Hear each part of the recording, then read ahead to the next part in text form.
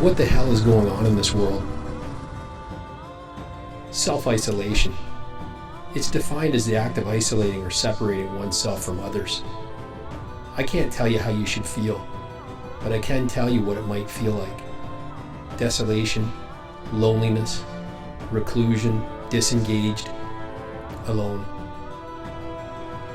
Being connected to others socially is a fundamental part of human need. It's critical to our well-being and survival. For some, isolation is a dream come true. For others, the sheer idea of being cut off from the outside world alone is absolutely dreadful. Thanks to the internet, we were already in a loneliness epidemic long before this coronavirus thing came along.